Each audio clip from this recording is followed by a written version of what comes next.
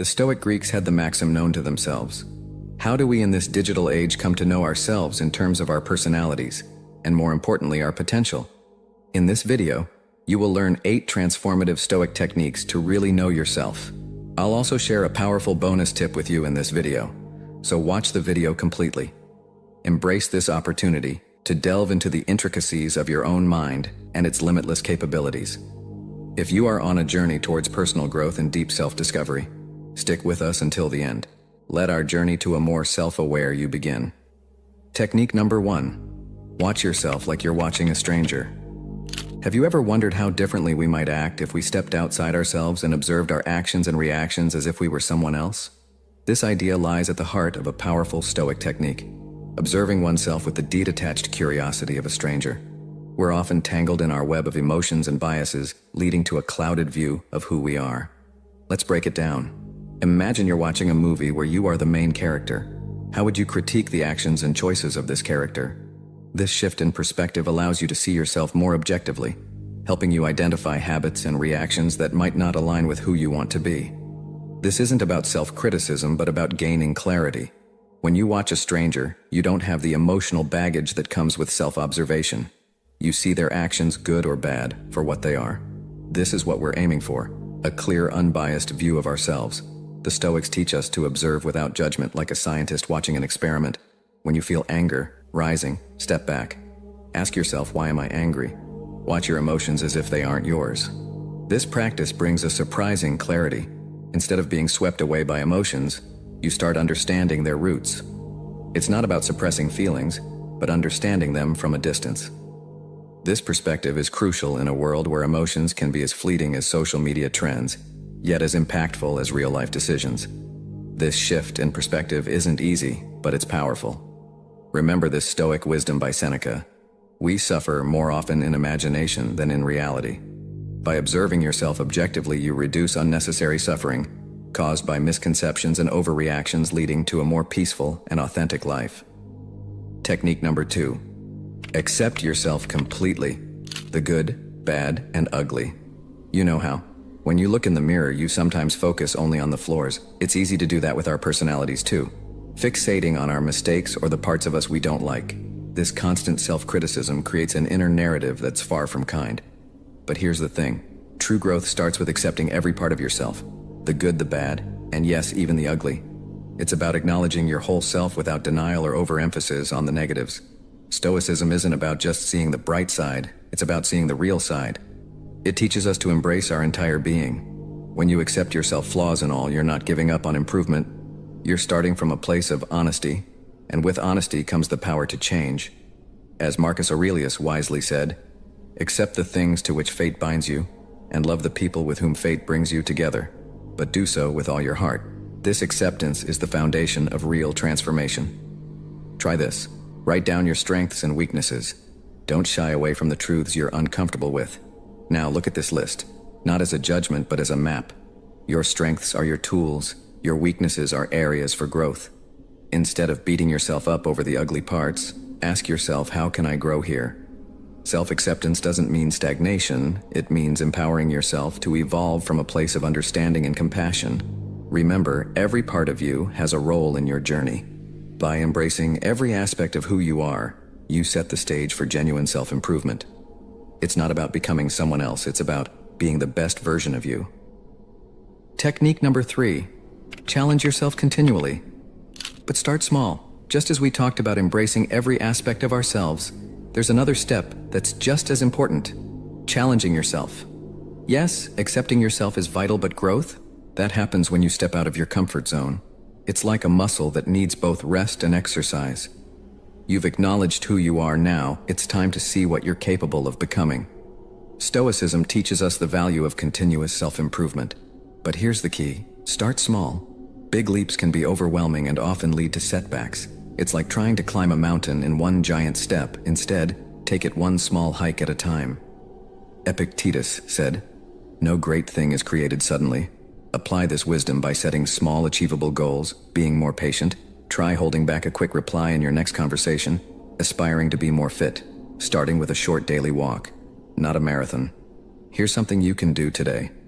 Identify one small thing you've been avoiding or wanting to improve. Make a plan to tackle it in the simplest, smallest way. If it's reading more, start with a page a night. If it's speaking more confidently, practice with a close friend or in front of a mirror. Celebrate these tiny victories. They may seem small, but they're the stepping stones to greater achievements. Your potential is like a dormant seed waiting for the steady water of effort and the nourishment of persistence to grow into something extraordinary. Remember, every big journey starts with a small step. By challenging yourself in bite-sized pieces, you're not only building your abilities but also your confidence. Technique number 4. Compare yourself to who you were yesterday, not to who someone else is today. Have you ever caught yourself scrolling through social media, feeling a bit down because everyone else seems to be doing better? It's easy to fall into the trap of comparing ourselves to others. But here's the truth. The only fair comparison is with the person you were yesterday. This isn't just about feeling better. It's about recognizing and valuing your own journey and growth. Just like we talked about making small incremental changes, this technique is about measuring those changes. Instead of looking at others and feeling behind, turn your gaze inward. How have you grown from yesterday? Maybe you're a bit more patient, a tad more knowledgeable, or just a little stronger. Marcus Aurelius once said, "You have power over your mind, not outside events. Realize this and you will find strength. Apply this by focusing on your progress, not others' paths." Here is an action you can take. Every night spend a few minutes reflecting on your day. What did you do better today than yesterday? It could be anything. Maybe you listened more closely in a conversation, or you chose a healthier meal. These aren't just achievements. They're evidence of your ongoing evolution. Document these, maybe in a journal or a note on your phone. Over time, this record will become a powerful reminder of how far you've come step by step by focusing on your own growth rather than comparing yourself with others. You free yourself from unrealistic and unhelpful standards. You start to appreciate your unique journey, recognizing that each day brings you closer to the person you aspire to be. Technique number 5. Take responsibility for yourself.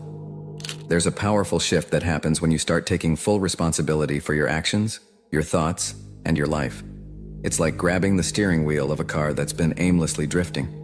Sometimes we blame circumstances, other people, or luck for where we are. But the truth is, the more we take charge of our responses and decisions, the more we steer our lives in the direction we want to go. Shifting our focus from comparing ourselves with others to reflecting on our personal progress naturally leads us to this next step: owning our journey. It's about saying, "This is my path, and I'm responsible for walking it." Epictetus wisely stated, "We cannot choose our external circumstances, but we can always choose how we respond to them." When you embrace this, you empower yourself to respond to life's challenges with maturity and wisdom.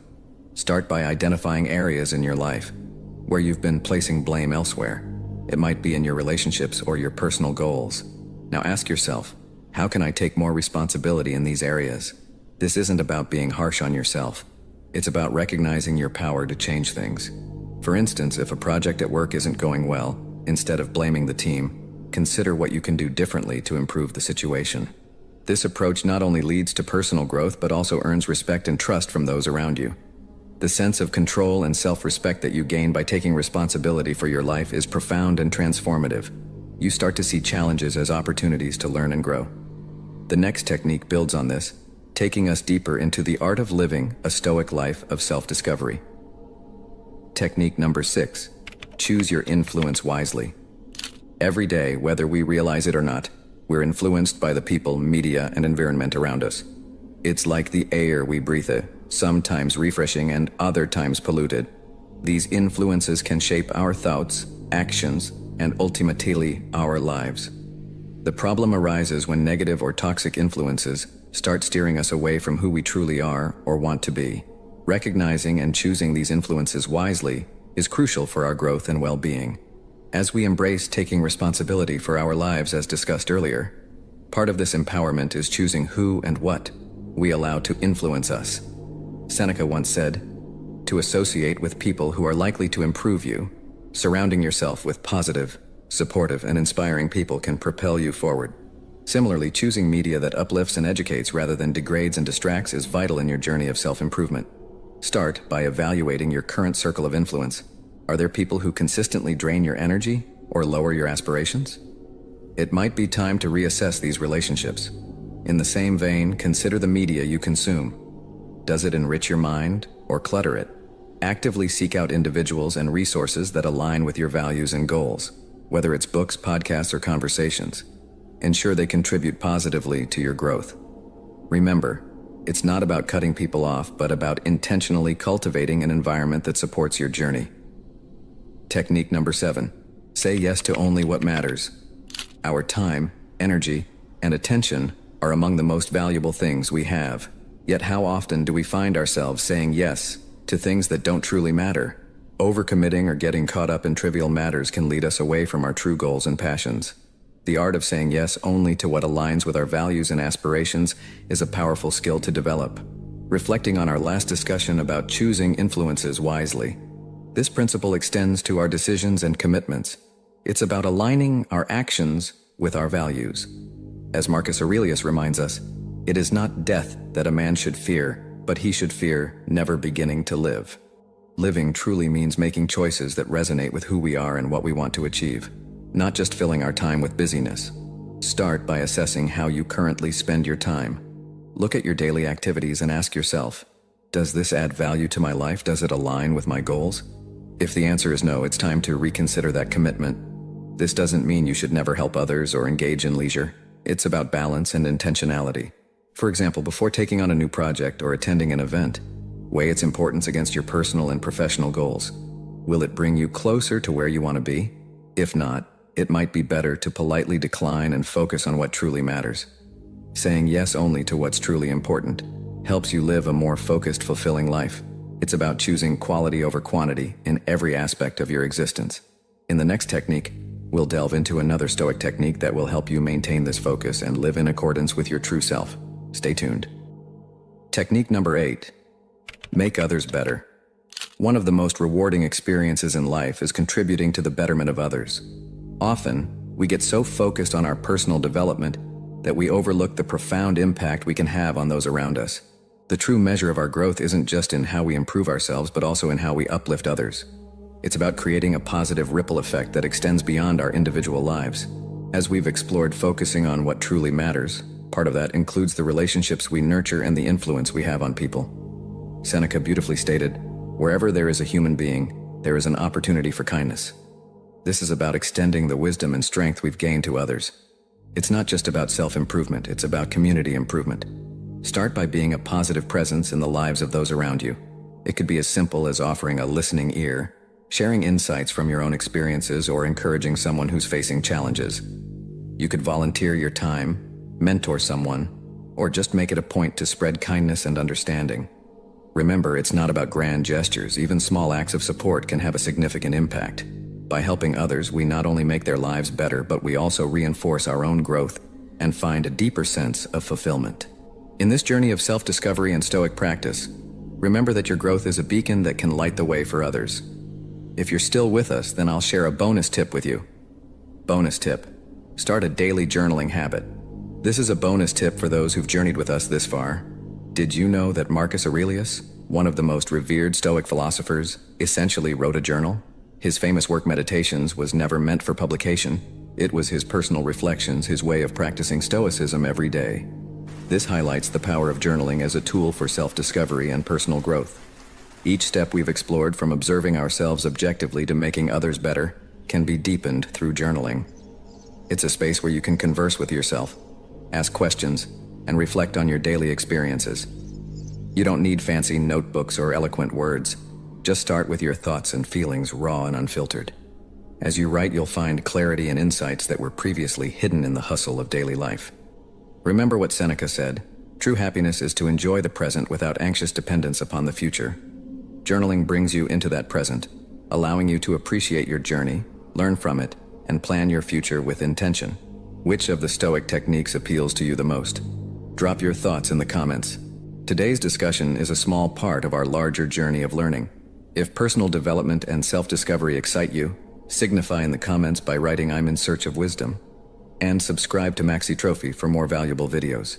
Let's continue to explore and embrace the teachings of Stoic philosophy together.